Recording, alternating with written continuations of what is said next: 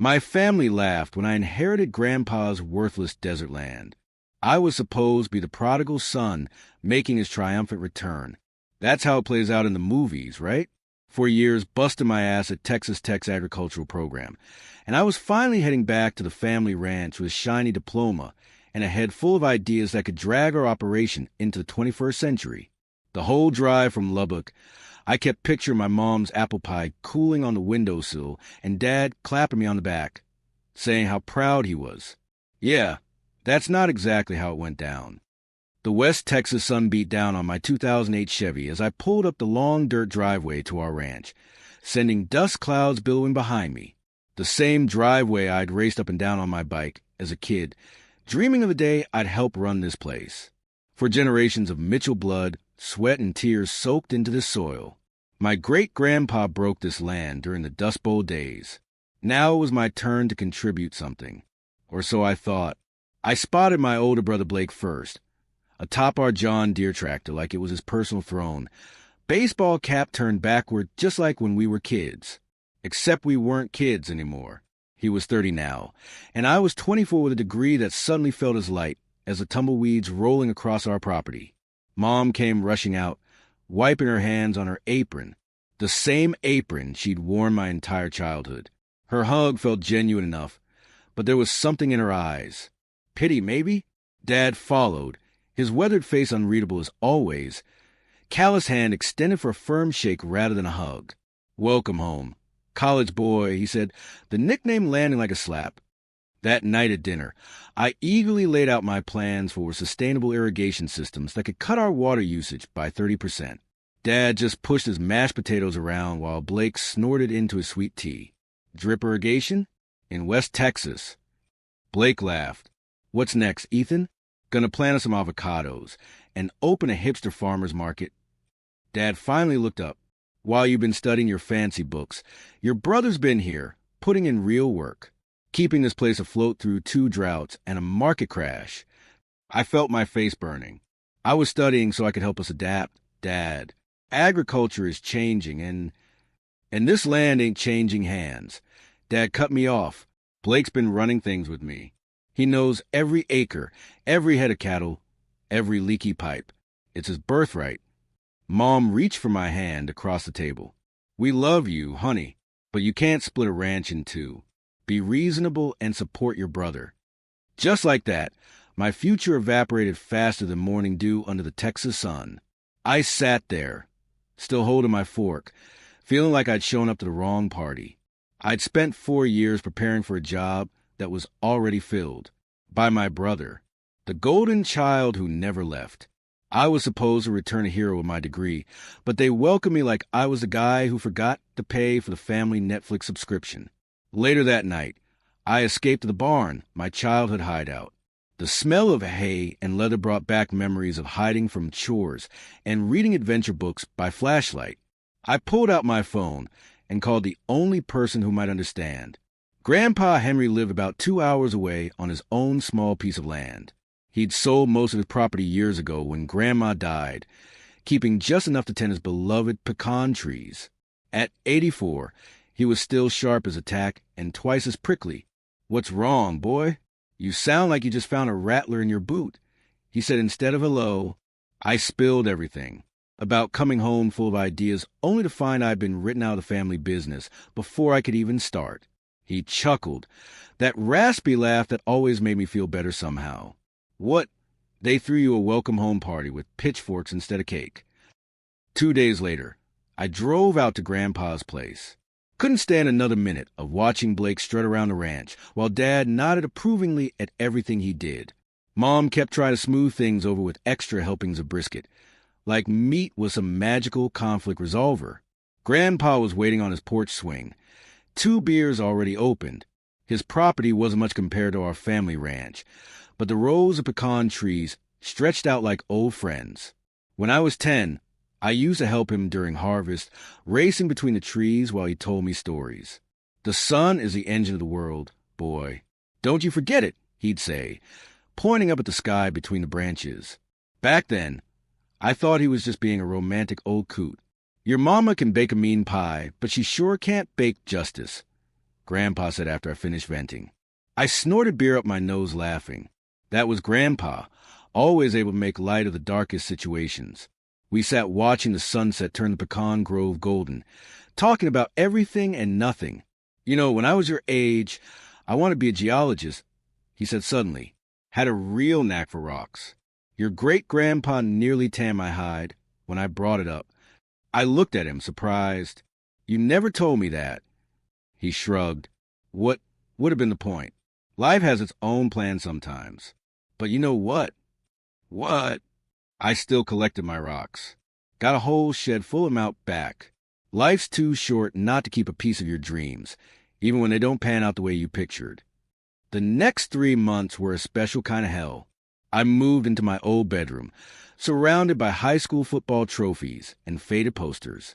Applied for agricultural consulting jobs all over Texas, but the economy was tight and entry-level positions were scarce.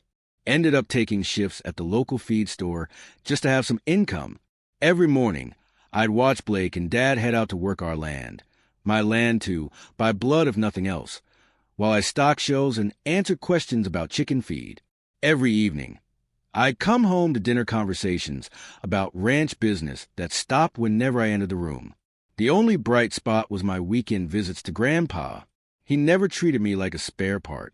We'd sit on his porch, drinking beer and talking about everything from soil composition to the Dallas Cowboys' chances that season. Sometimes he'd show me his rock collection, explaining each one's origin with the enthusiasm of a kid showing off baseball cards. Got this one in New Mexico, 1962. Was supposed to be passing through, but stayed 3 extra days just looking for geodes, he'd say, holding up a crystal-filled rock like it was made of gold. I didn't realize those would be our last conversations. The call came on a Tuesday, Mom's voice shaking as she told me Grandpa had passed in his sleep. Peaceful, the doctor said. Gone without fuss, just like he'd lived. The funeral was small. Grandpa didn't have many friends left alive, just family and a few neighbors. I stood there in my only suit, sweating under the Texas sun, watching him lower his casket into the ground. Blake stood beside me, actually somber for once. Dad kept his arm around Mom, who couldn't stop crying, as the preacher spoke about eternal life. I heard Grandpa's voice in my head clear as day. The sun is the engine of the world, boy. Don't you forget it.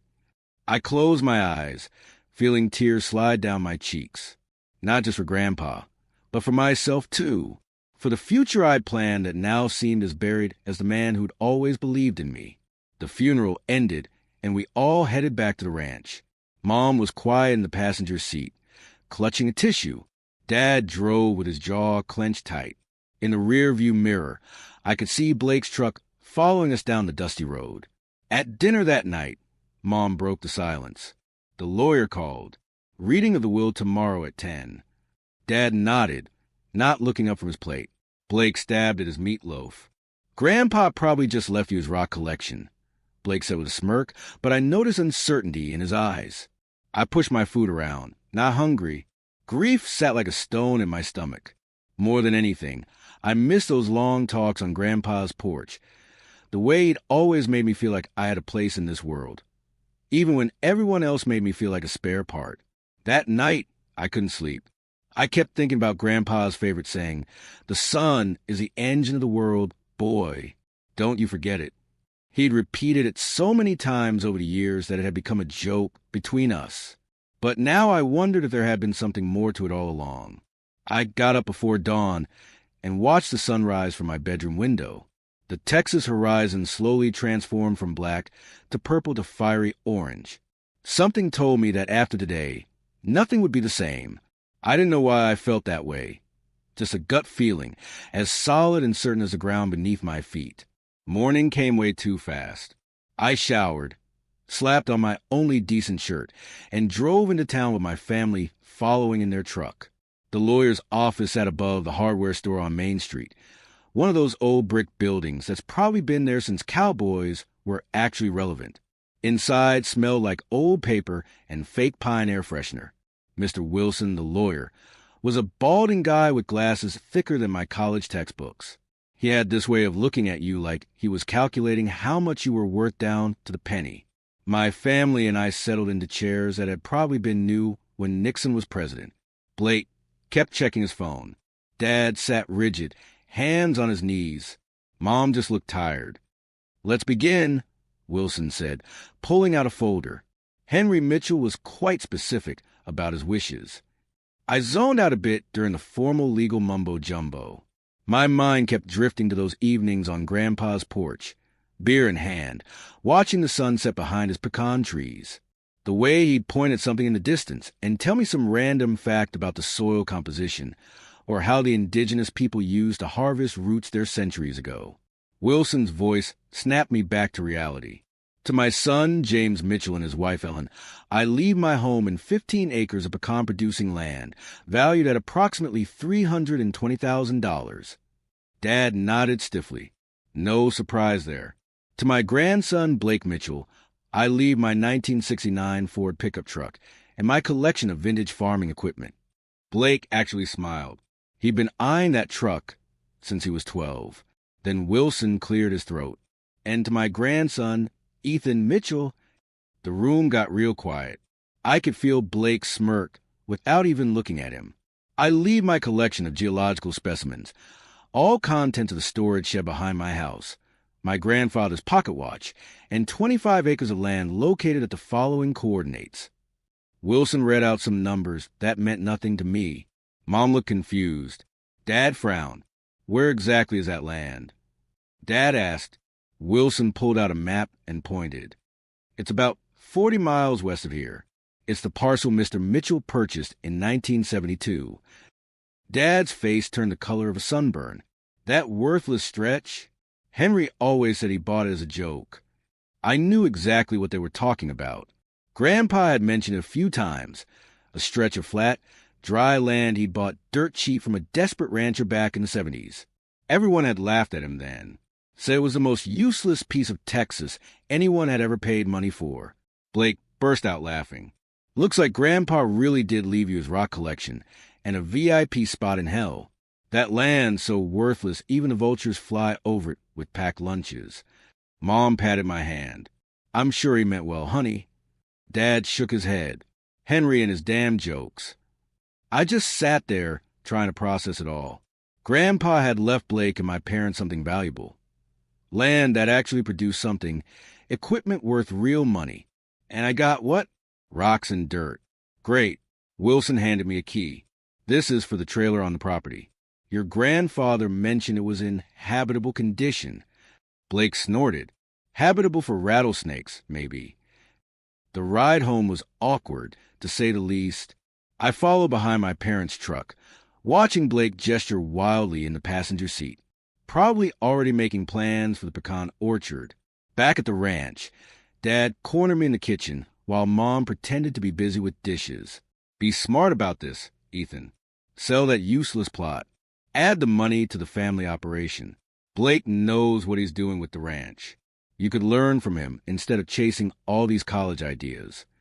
I stood there, coffee mug in hand, feeling my future narrowing down to a pinpoint, working under Blake for the rest of my life, watching him run my birthright, taking orders and keeping my mouth shut.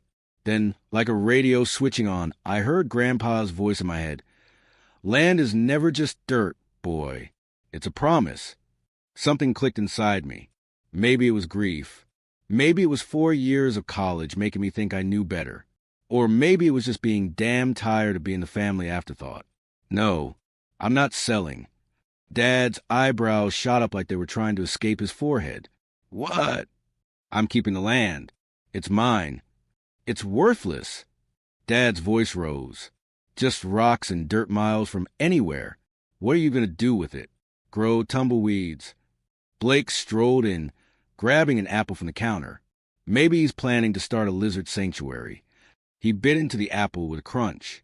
Or maybe he finally found something that matches his career prospects. The argument exploded like a firecracker on the 4th of July. Dad yelling about family loyalty and responsibility. Me shouting back about respect and opportunity. Mom tried to play peacekeeper, while Blake watched the show with that smug look on his face. If you're too stubborn to see sense, Dad finally snapped, then get out and go live in your dirt hole.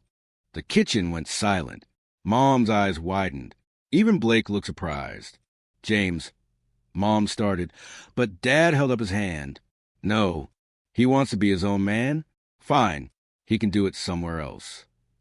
I stood there, feeling like I'd been punched in the gut. For generations of Mitchells had lived on this ranch, and I was being kicked out over a piece of land I hadn't even seen yet. Fine, I said, my voice steadied and I felt. I'll go tonight.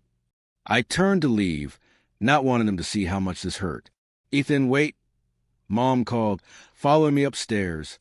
In my room, she watched silently as I threw clothes into a duffel bag. Finally, she disappeared and came back with a cardboard box. Your diploma, she said softly, placing it on my bed, and some food. There's a little cash in the envelope. She hesitated. The lizards might appreciate your education more than your father does right now. I was 24 years old, and I was being kicked out like a teenager who'd stolen beer from the fridge. 4 years of college, a degree in modern agricultural practices, and my grand inheritance was rocks, dust, and a trailer that was probably older than I was. Driving away from the only home I'd ever known felt surreal. In my rear-view mirror, the ranch house grew smaller until it disappeared behind a hill. I had the coordinates plugged into my phone, pointing me toward my new estate. I remembered Grandpa telling me once how he'd bought that land back in the 70s for pocket change. Everyone laughed at him, said it was the most useless purchase since someone bought the Brooklyn Bridge. He just smiled and said, "You'll see." What had he seen in that worthless stretch of Texas? What was I supposed to see? It took about an hour to reach the property. The last 5 miles weren't even on a proper road, just a dirt track that had my Chevy bouncing like a mechanical bull. No wonder nobody wanted this place. You couldn't even get to it without risking your suspension. When my GPS announced I'd arrived at my destination, I just sat there staring. 25 acres of absolutely nothing. Flat, red-brown earth stretching out in all directions. A few scraggly mesquite trees and cacti dotted the landscape, looking like they were begging for water. My inheritance. 25 acres of sun and dust. I muttered. Grandpa must have thought I was part lizard. The trailer sat about 50 yards from where I'd parked. A faded silver single wide from probably the early 1980s. It had a small wooden porch tacked onto the front, listing slightly to one side like a drunk trying to act sober. I grabbed my bags and headed for my new mansion. The key Wilson had given me worked, though the door needed a good shove. Inside smelled like old wood and grandpa cigars. It was small but surprisingly clean. A kitchenette with ancient appliances. A living area with a worn couch and a TV that probably still had rabbit ears. A bedroom barely big enough for the double bed. A bathroom that looked like it belonged in a submarine. On the small dining table was a cassette player, an actual cassette player, with tape inside labeled for Ethan in Grandpa's shaky handwriting. I hit play, half expecting it to eat the tape. Instead, Grandpa's voice filled the tiny trailer. Ethan, if you're listening to this, I've gone to join your grandma, and you're standing in your new home, probably wondering if I've lost my marbles.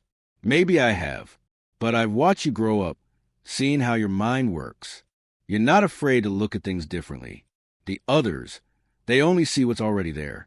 You see what could be. Don't be afraid to look like a fool, boy. Fools change the world. The smart ones just maintain it. Your dad and Blake, they're maintainers. Nothing wrong with that. But you're a changer. That land out there, it's waiting for someone to see its real value. I'm betting that someone is you. The tape clicked off. I stood there, holding the player, feeling like Grandpa was right there with me. What the hell had the old man seen in this wasteland?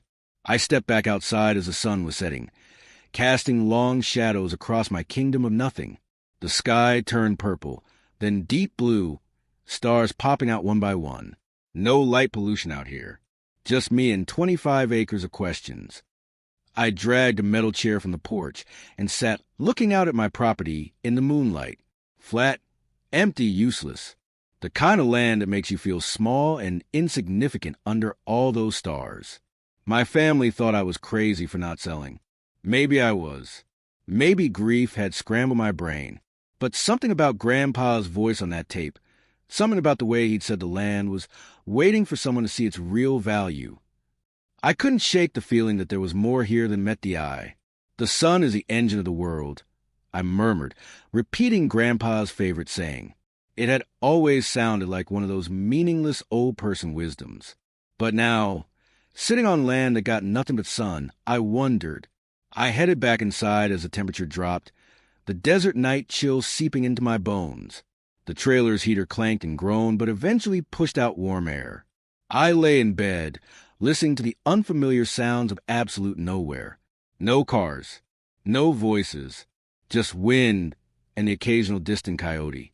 My inheritance was 25 acres of nothing, a trailer older than me, and a collection of rocks. But as I drifted off to sleep, a strange thought circled in my mind. What if Grandpa wasn't crazy after all? First light hit my face like a warm slap. No curtains in the trailer. Meant the sun was my new alarm clock. I groaned and rolled over, my body still adjusting to Grandpa's ancient mattress that squeaked with every breath. 2 weeks into my new life as a desert hermit, and I still couldn't decide if I was living a nightmare or just a really weird dream. My morning routine had become embarrassingly simple. Wake with the sun, boil water on the propane stove for instant coffee, sit on the rickety porch steps, and wonder what the hell I was doing with my life. My agricultural degree gathered dust alongside Grandpa's rock collection, while I ate beans straight from the can like some post-apocalyptic survivor. But the sunrise, I had to admit, the sunrise was something else out here. No buildings or trees to block it, just pure golden light flooding across miles of empty land. My land, all 25 worthless acres of it. After a week of feeling sorry for myself, I'd started exploring, mostly out of boredom, partly out of curiosity about what Grandpa might have seen in this wasteland. The property was basically flat, with a slight slope toward the south. The soil was hard-packed, mostly sand and clay. Nothing remarkable, yet I kept hearing Grandpa's voice from that cassette. That land out there, it's waiting for someone to see its real value. What value? There was nothing here but scrub brush, a few sad-looking cacti, and enough sun to fry an egg on a rock, which I actually tried on day 9 of my desert exile. It worked, by the way. Took only 4 minutes. I decided to get methodical. My college professors would be proud. I started taking measurements, soil samples, sun exposure, temperature readings. I bought a cheap weather station from Walmart in the nearby town of Millerville, population 2,346, home of the best pecan pie west of the Mississippi, according to their welcome sign. The temperature readings were insane, regularly hitting 110 degrees Fahrenheit in the bare sun. Even in the shade, what little there was from the scraggly mesquite trees, it was hot enough to make Satan sweat. 2.5 weeks in, I was sitting on my porch at dusk, nursing a warm beer and contemplating my life choices, when my phone buzzed. Tommy Martinez, my roommate from college. We'd gone through the agricultural program together, but he'd landed a cushy job with his uncle's farm equipment dealership in Houston. Ethan, hermit of the wastelands. You still alive out there? Any rattlesnake bites or alien abductions? Hearing a friendly voice nearly made me emotional. Still breathing. No rattlesnakes yet, but I'm making friends with a lizard. I think she's judging my life choices. Tommy laughed. Seriously, though, how's the desert mansion treating you? I filled him in on my sad existence while watching the sunset paint the horizon in oranges and pinks that no Instagram filter could replicate. So what's your plan, man? You gonna sell that dust bowl and come back to civilization? I hesitated. Not yet. There's something about this place. I don't know. Grandpa was no fool. He wouldn't have left me this land if it was completely worthless. Maybe it was just the only thing he had left to give you? Not everyone has a master plan, Ethan. I sighed. Maybe, but I'm not ready to give up yet. That's when Tommy dropped a bombshell that would change everything. You know, you might be sitting on a gold mine without realizing it. Not literal gold. Though who knows with your crazy grandpa. But did you know the government is handing out serious grants for green energy projects in rural areas like yours? I sat up straighter. What kind of grants? Solar farms, wind energy, that kind of stuff. My cousin's company just got a massive tax break for putting up solar panels on some useless land outside Austin. And dude, your property has nothing but sun. It's like the sun's vacation home down there. Something clicked in my brain. The sun. Always the sun. Grandpa's voice echoed in my head. The sun is the engine of the world, boy. Good Lord. Had Grandpa known this all along? Had he bought this land back in the 70s knowing someday it would be valuable precisely because it was a sun-baked wasteland? I spent the next 3 days in full research mode, driving into town to use the library's internet connection, since mine at the trailer was spotty at best. The more I read, the more excited I got. Solar energy was booming in Texas. The state had more sun than it knew what to do with, and companies were scrambling to build solar farms to meet growing energy demands. My 25 acres wouldn't make the biggest solar farm in Texas, but it could be enough to generate a decent income. And there were federal and state grants available to offset startup costs for renewable energy projects. I found myself sitting in my car outside the library, phone pressed in my ear, calling Tommy back. How much would it cost to set up a small solar farm? Like bare minimum? Tommy whistled through his teeth. We talking home use or commercial? Commercial. Selling power to grid. Ballpark? At least $100,000 for something worth the effort. But the grants could cover a big chunk. I had about $3,000 to my name. So basically I need a miracle, I said, or a bank that really believes in you, or investors, or a rich relative you haven't pissed off yet. I tried planting corn as an experiment one weekend, just to see if anything could actually grow in this soil. It was ridiculous, really, me with my agricultural degree, trying the most basic farming in conditions that would make experienced farmers laugh their heads off. A week later, I stood over the shriveled, pathetic remains of my corn seedlings. They had tried their best, the poor things, but this land was agricultural kryptonite. I couldn't help but laugh at myself. The only things growing here are sweat and dreams. The next day, I bought more seedlings, different varieties this time, and tried again in a different spot. They died even faster. I poured precious water on a test patch. The ground soaked it up, and an hour later looked as if it had never seen moisture in its life. I watered the earth and said, "Thanks, but I'd rather sunbathe," I told my lizard friend who had taken to watching my failed experiments from a nearby rock. She flicked her tongue in what I chose to interpret as sympathy. Every evening, I'd listen to another of Grandpa's cassettes. He'd recorded dozens over the years, little snippets of wisdom or just stories from his life. Some were labeled with dates, others with cryptic titles like The Future or Remember This. One night, I popped in a tape marked seeing. People see what they want to see, Ethan. Grandpa's scratchy voice filled the trailer. But you gotta look for what's actually there. Your dad only sees land for cattle. Blake only sees what he can brag about. But value isn't always what's obvious. Sometimes it's hiding in plain sight, like a diamond in the sun. I sat there in the dark, replaying that last phrase. A diamond in the sun.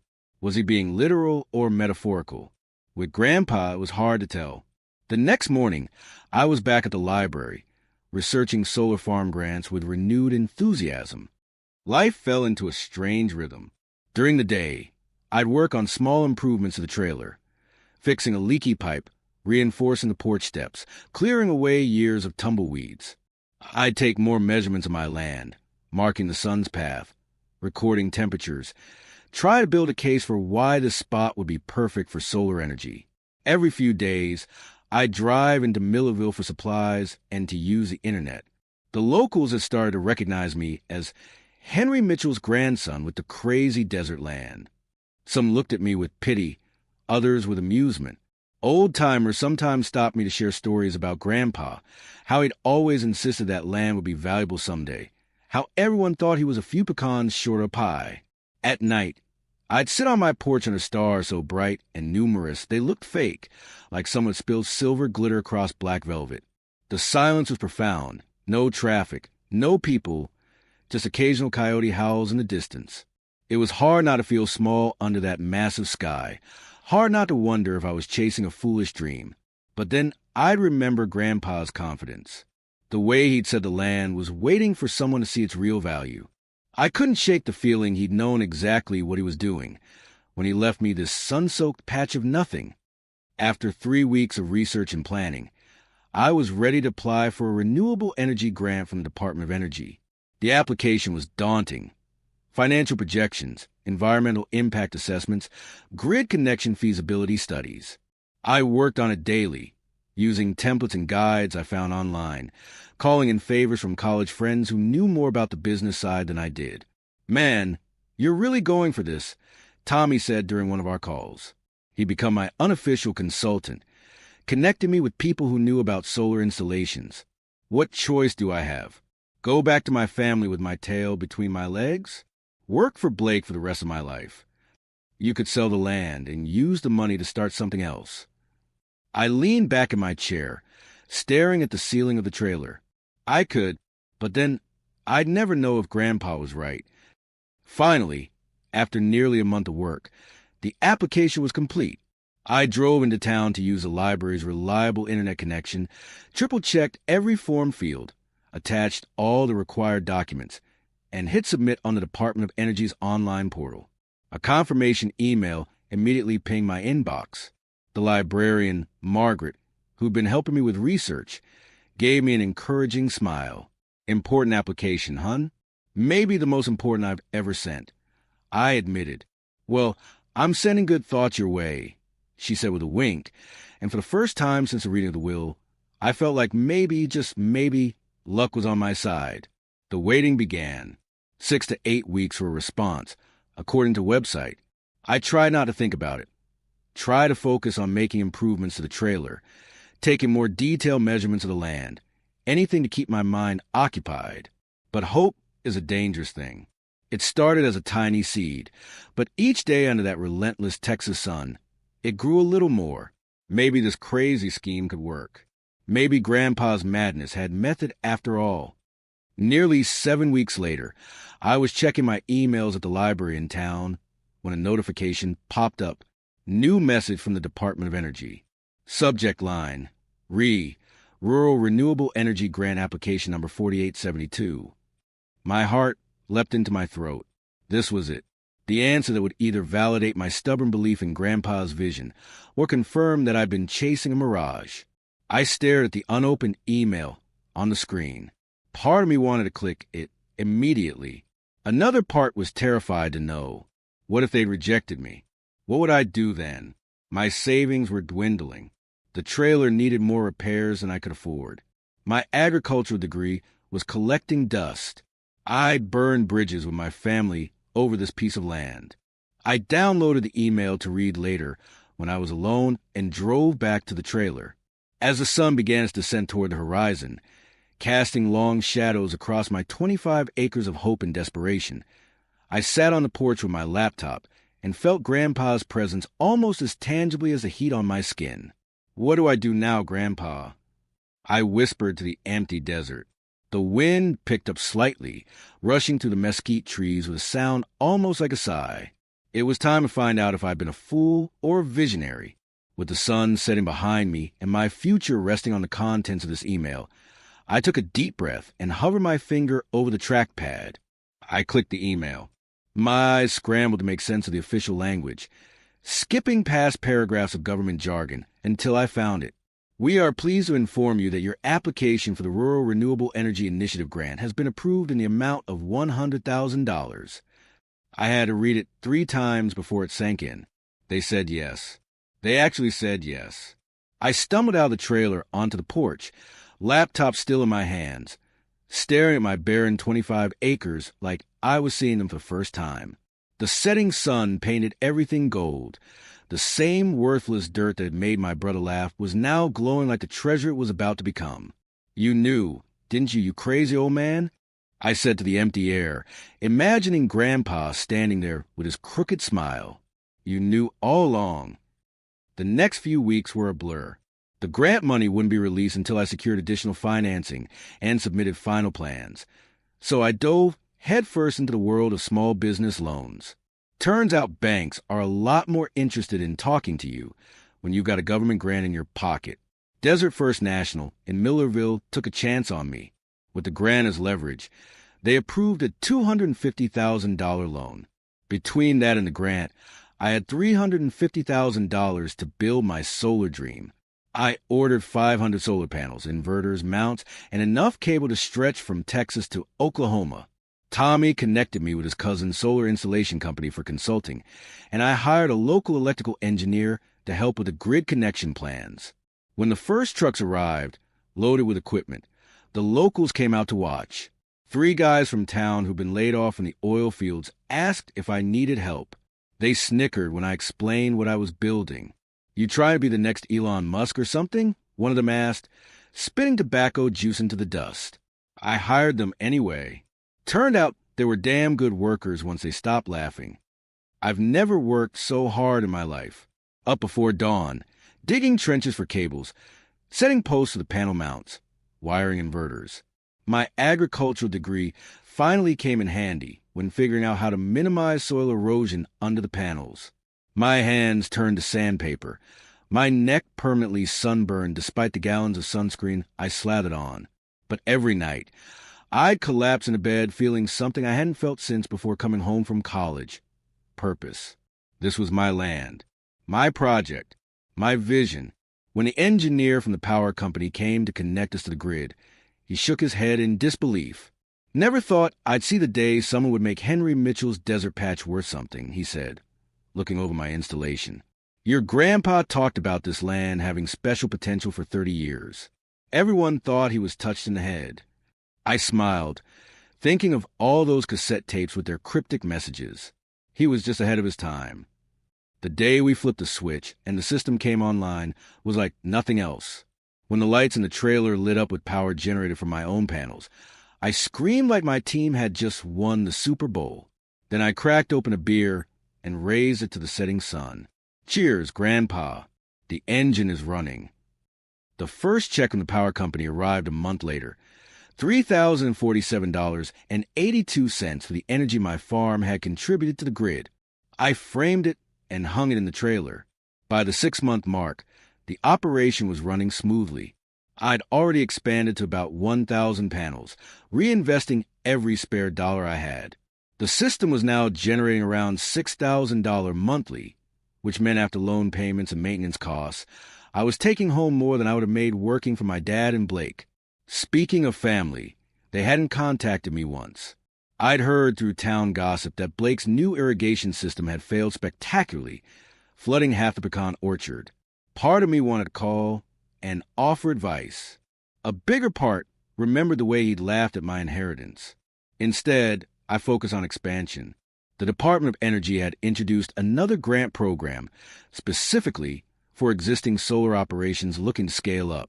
With my successful first phase as proof of concept, I applied and secured another $200,000 in grant funding.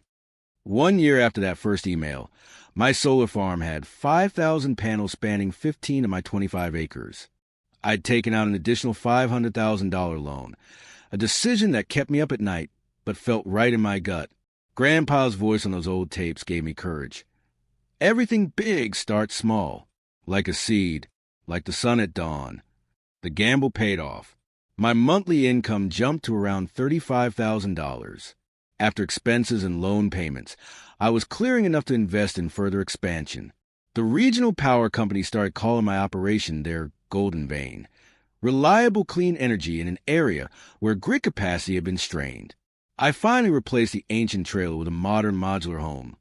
Nothing fancy, but with reliable plumbing and air conditioning that didn't sound like a dying cow. I kept Grandpa's trailer, though, parked it at the edge of property, and converted it into a sort of museum to him and his vision. I hung a hand-painted sign on it that read, "Here stood an old fool who believed in the sun, and won." During this time, I barely left the property except for supply runs. My social life consists of occasional calls with Tommy and chats with my workers. The 3 oil field guys had become full-time employees, joined by 4 others from town. They stopped laughing when their paychecks started coming regularly. 18 months into operation, I hit another milestone. 15,000 panels. The expansion required bringing in heavy equipment, upgrading transmission capacity, and hiring more staff.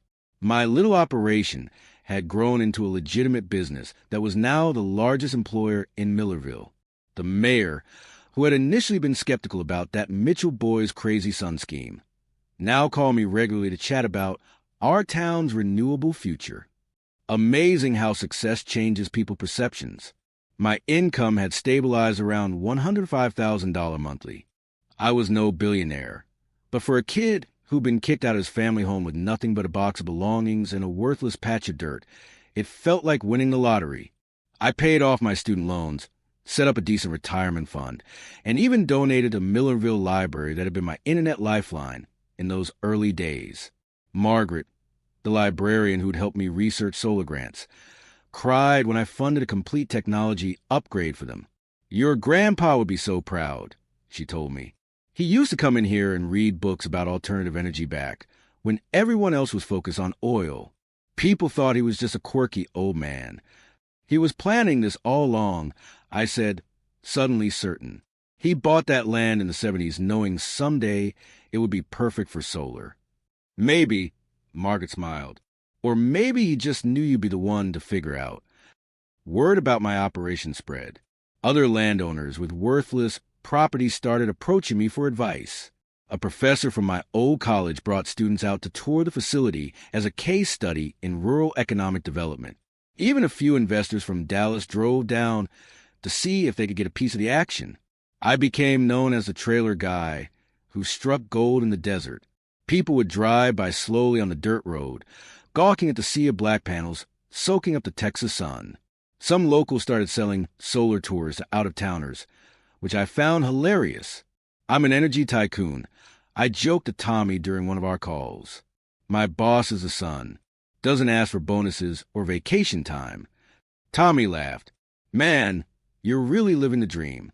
Any regrets about not selling that land?"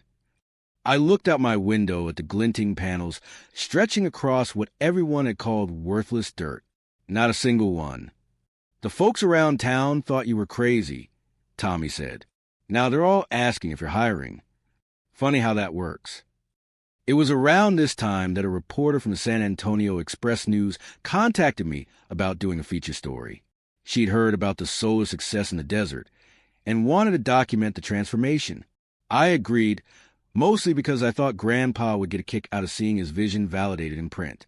The reporter, Jessica, spent a day touring the operation and interviewing me about how it all started.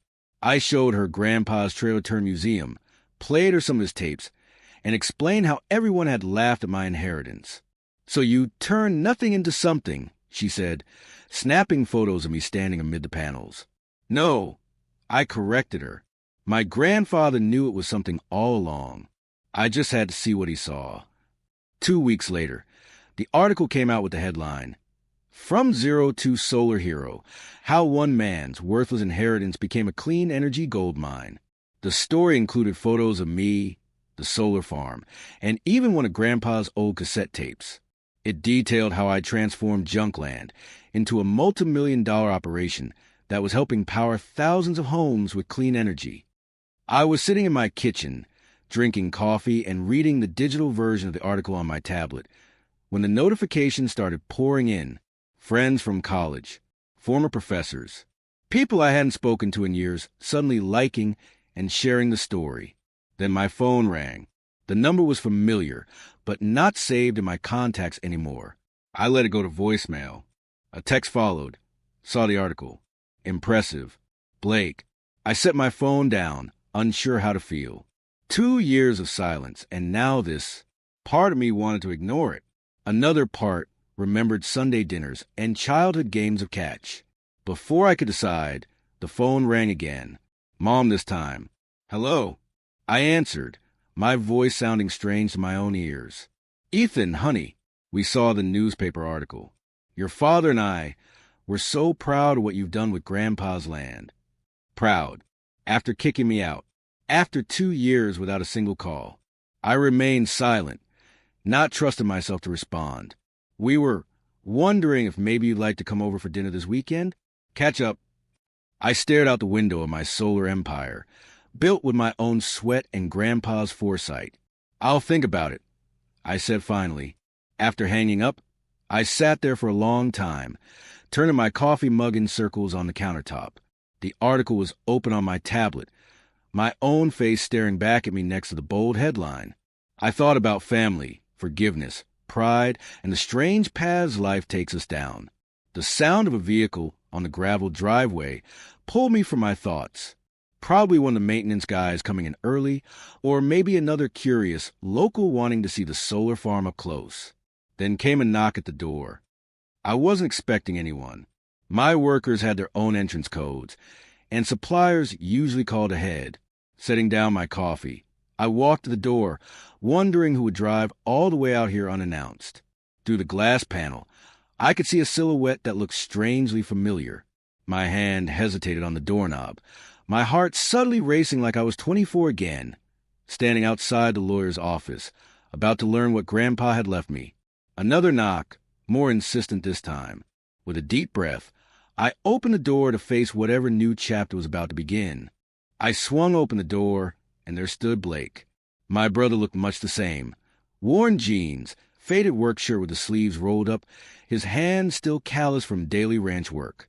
But his eyes were different now. Less mocking, more calculating, clearly looking for an angle. "Hey, little brother," he said, as if 2 years of silence hadn't passed between us. "Quite a setup you've got here."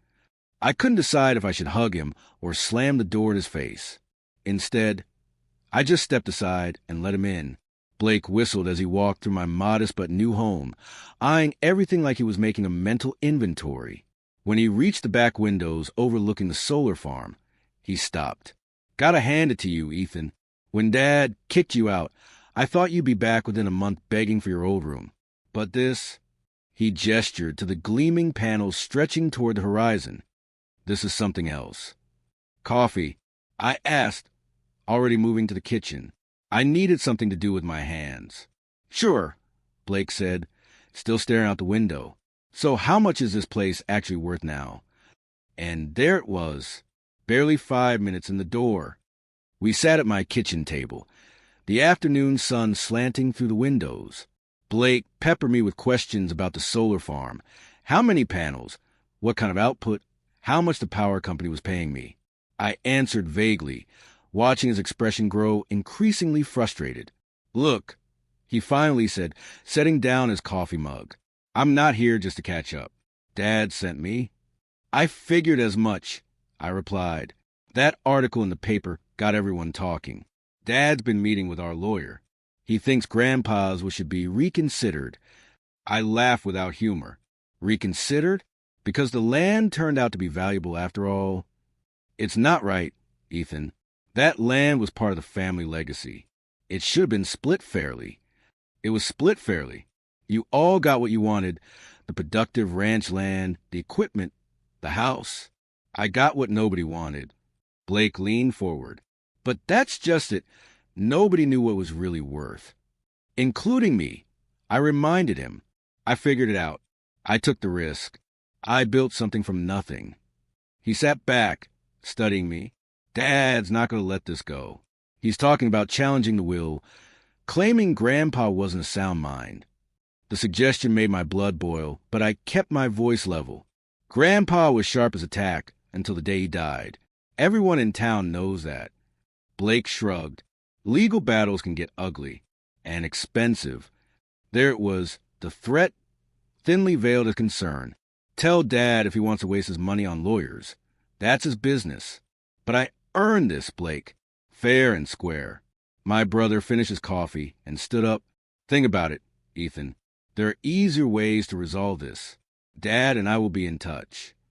After he left, I sat alone at the kitchen table for a long time, the weight of his words hanging in the air.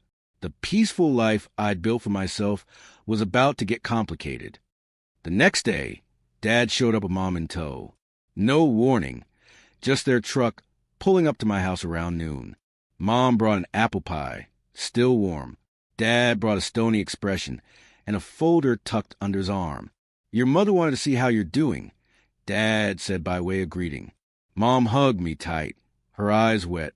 The place looks wonderful, Ethan. We've missed you. We sat awkwardly around my kitchen table, the pie untouched between us. Mom chatted nervously about cousins and neighbors, stories about people back home, like I'd been away on a short vacation, rather than kicked out 2 years ago.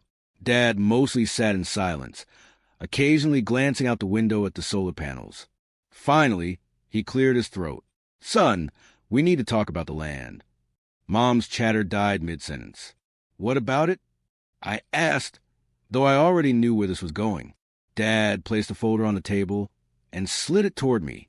These are from our lawyer. I didn't touch the folder. What's this about, Dad? Your grandfather's land. The arrangement wasn't fair.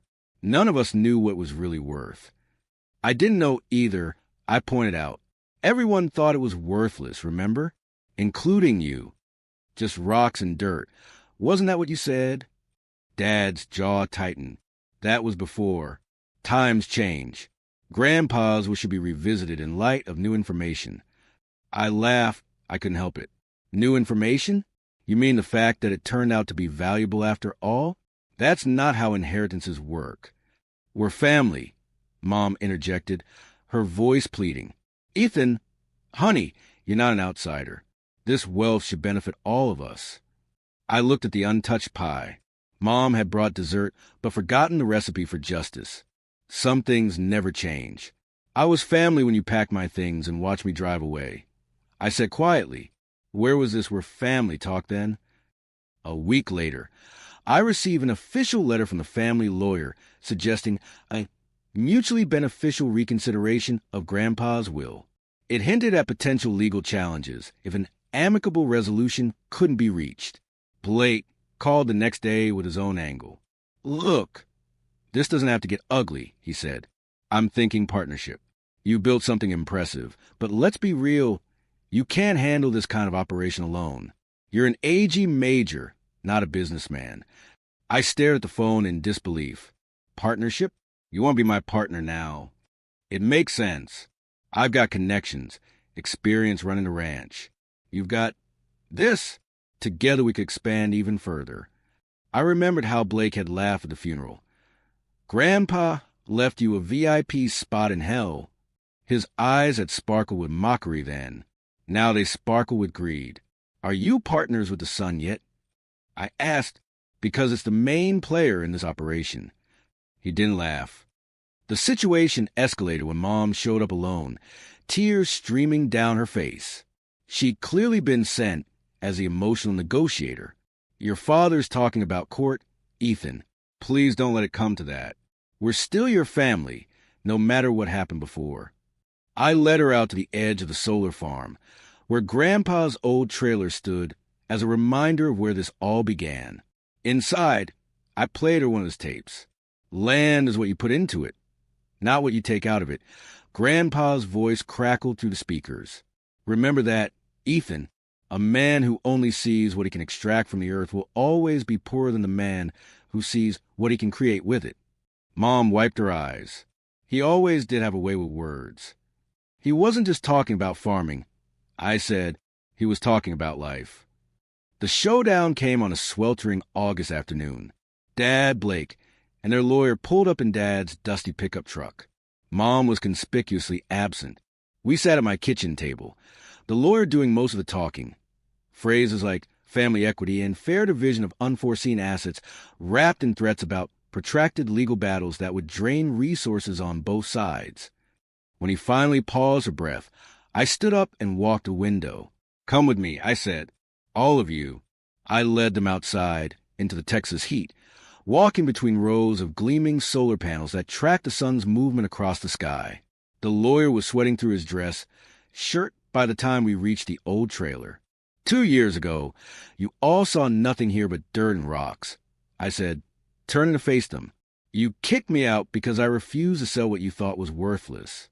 Now that it's valuable, you want to share. Blake started to speak, but I held up my hand.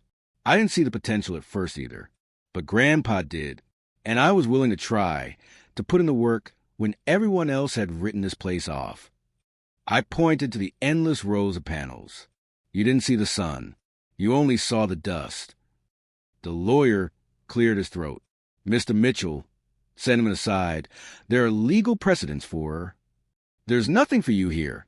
I cut him off. No lawsuit, no partnership, no renegotiation. I looked directly at my father. You made your choice when you told me to leave. I made mine when I decided to stay. We all stood in silence, the Texas sun beating down on us, the solar panels humming quietly as they drank in the light. Finally, Dad nodded stiffly. Come on, Blake. We're done here. They walked back to their truck without another word, dust billowing behind them as they drove away. I didn't feel triumphant. I didn't feel angry. I just felt peaceful, like something had finally been settled. Not just a question of the land, but something deeper inside me. Later that evening, I sat on my porch watching the sunset turn my solar farm into a sea of fire. I played another of Grandpa's tapes, this one labeled Simply Remember. The greatest power in life isn't having money or land or respect. His voice said, it's having clarity, knowing who you are and what matters to you.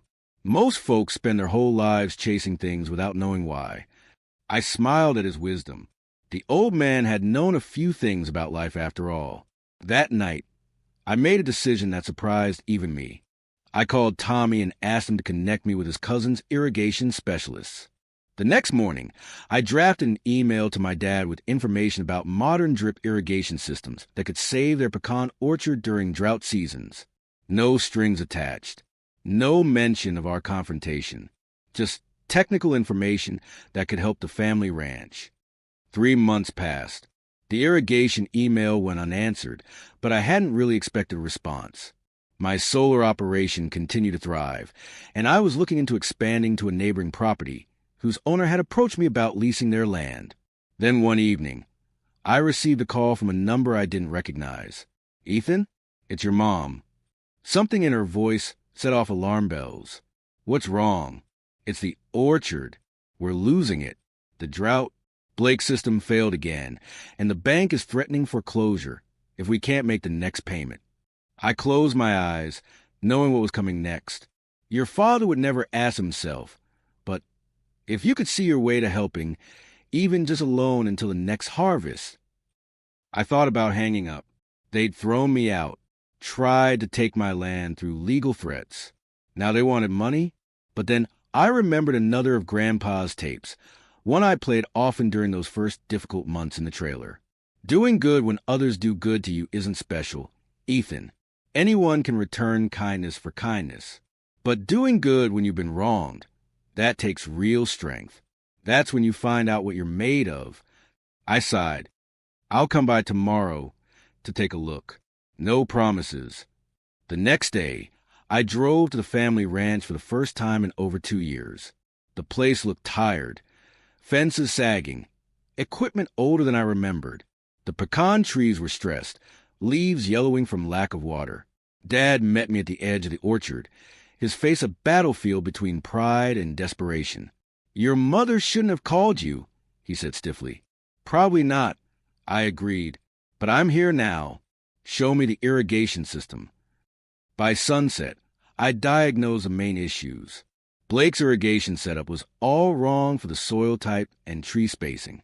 The water wasn't reaching the root systems effectively, and they were losing half of it to evaporation. I sat with my parents at the kitchen table, the same one where they'd told me there was no place for me in the family business. The irony wasn't lost on any of us. I can help fix the system, I said finally, and I can front the money for the bank payment. Dad's eyes narrowed. What's the catch? No catch, but no takeovers either. This is a one-time thing, not a partnership or me buying into the ranch. Just family helping family. Mom started crying. Dad just looked at me, something like respect flickering in his eyes for perhaps the first time in my adult life. Why would you do this after everything? He asked. I thought about Grandpa's words, about doing good when you've been wrong being the true test of character. Because the sun doesn't only shine on people who deserve it. I said, it shines on everyone. That's what makes it powerful.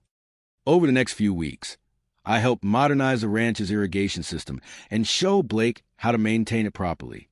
We weren't suddenly best friends, But a cautious respect began to form. Dad never apologized outright. That wasn't his way. But he started asking about the solar farm, actually listening to the answers. I didn't move back to the ranch. My life was my own now, built with my own hands on land that everyone else had dismissed. But the hard edges of estrangement began to soften. Mom started sending care packages. I helped Dad set up a small solar array to power the ranch house and cut their electricity bills.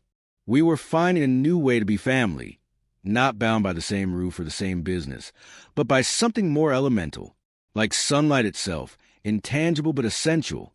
One evening, as I walked among my solar panels watching the sunset turn them to gold, I played the last of Grandpa's tapes. This one was marked simply for when you understand. If you're listening to this, you figured it out, his voice said, gravelly but clear. The world's full of people looking down at the dirt, complaining about what they don't have. But the real treasure is always above, the sun that makes everything possible. Most are too busy looking at their feet to see it. I smiled, watching my panels track the fading light, like sunflowers turning their faces to the sky. You gotta look up, Ethan. That's what I learned in my 84 years. The ones who look up are the ones who change things. Grandpa wasn't just talking about solar power. He was talking about perspective, about seeing opportunity where others see nothing, about building something meaningful, instead of just taking what seems easiest. I hadn't just proven Grandpa right about the land. I'd proven him right about me, about the kind of man I could become when tested. The sun was almost gone now, the last rays stretching across my 25 acres that had turned out to be the most valuable inheritance of all. Not for the money they generated, but for what they taught me about myself. I wasn't just standing on valuable land. I was standing on the foundation of who I'd become. Someone who could face rejection, work through hardship, find success, and still choose kindness over vengeance. As darkness fell and stars appeared above my solar kingdom, I realized Grandpa's final lesson. True wealth isn't measured in dollars or acres, but in how you face both adversity and success, in whether you can stand in your own light and still share it with others, even those who once left you in the dark.